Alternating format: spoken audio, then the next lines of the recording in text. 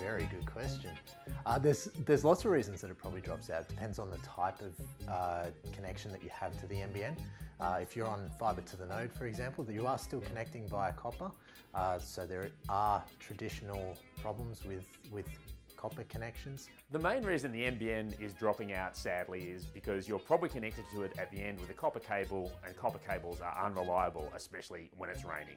In some cases it can be to do with the physical connection that you have with your provider. If you're on satellite or fixed wireless, it's dropping out because they're also inherently unreliable. If you're hitting a longer term problem where your connection consistently drops out, you should contact your provider to see if a physical fix is required.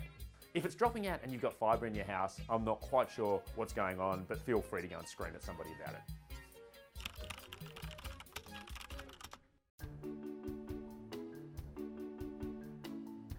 So the question of when the NBN comes to your area depends on where you sit on the NBN rollout map, and you can check this of course at any time at our NBN tracker, which you'll find right here.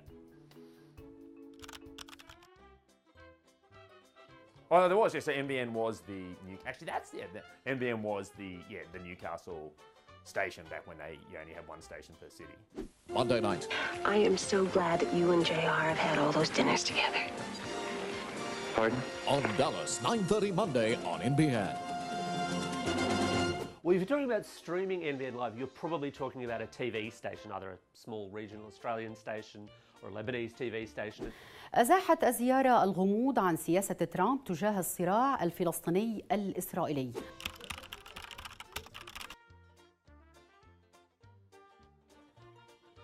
The NBN doesn't use much more power than your current existing broadband connection is going to. The main source you're going to need for it is just plugging in your router so that you can transmit it around your house. A fibre to the premises connection, you do need a battery backup so that you can make phone calls and the like in case of a power outage.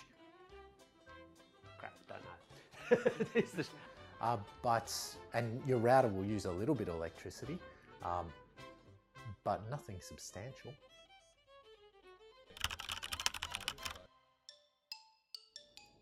Again, that depends on the type of connection that you're getting through the NBN. For the vast majority of Australians, that will be a fixed line connection.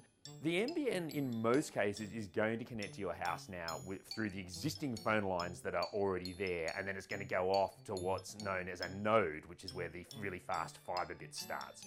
Or if you're in a cable area, the HFC cable.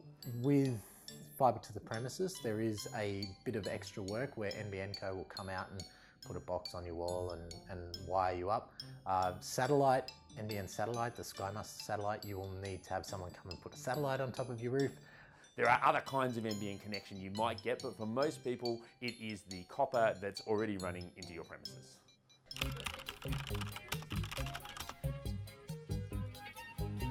Box? It's a box with the letters NBN on it. There are pictures. There are pictures on the internet. There are pictures on Finder. I'll tell you what, our video guy will put a graphic right there.